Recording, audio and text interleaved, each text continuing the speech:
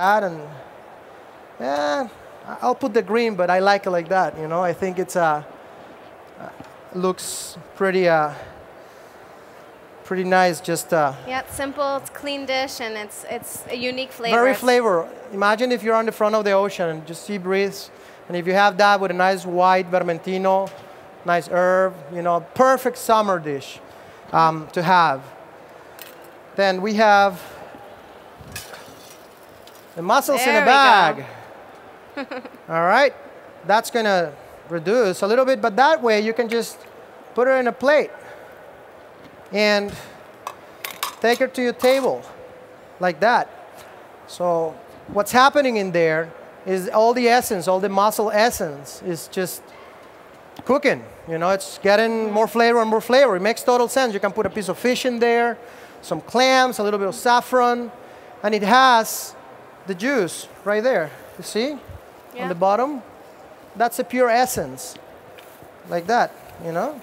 And you can just bring it to the table like this. I mean, it looks a little artificial, but the flavor, it's amazing. Mm-hmm. It's just so good. There's no plastic flavor or anything. It's the same idea as Empopiot and when they do the parchment paper. But the difference with this, we infused in air instead of just letting the product steam in its own juices. In the paper, we got the flavor we wanted in the mussels and that rosemary air, just putting it into that bag. It smells so good. Well, that's like... We should pass that around so they can... Sure, go ahead. Yeah. Any volunteers? They want to actually get a little hint of the mussels? You can eat it if you want to.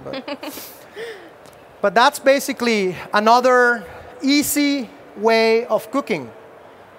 You know, you're actually intensifying flavors. You're making something taste 20 times better on its own juice because you're not letting it go in the air. You're actually keeping it in one place.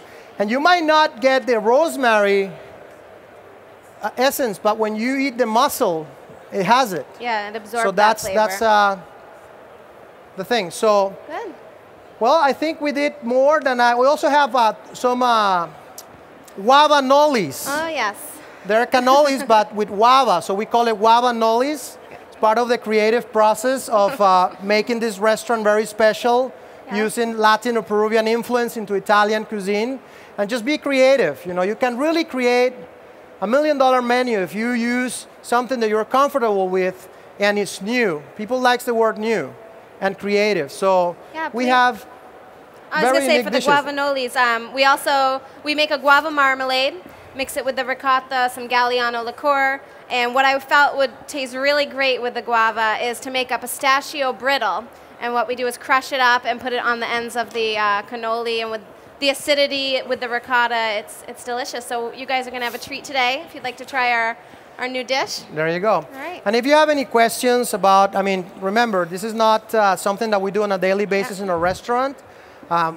You know, we work with stuff like that, but we believe that it's something that pass it along. It's going to take off in the next 10 years, maybe. You know, but it's interesting. Any questions? Anybody? Yes.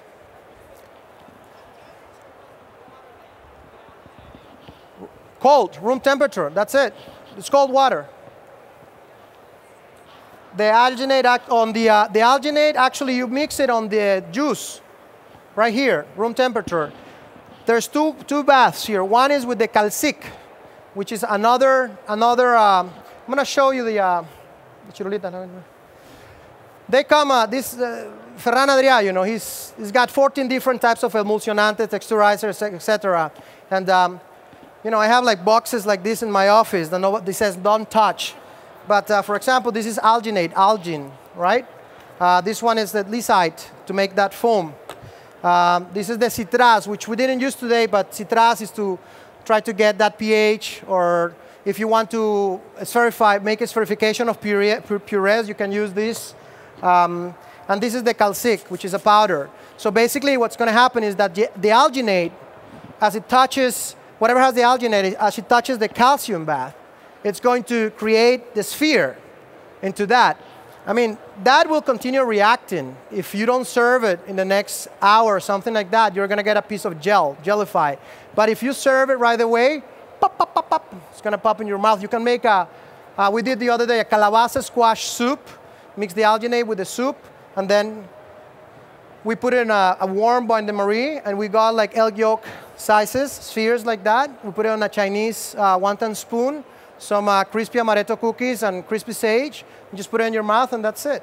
You got that. Cool. Any other questions?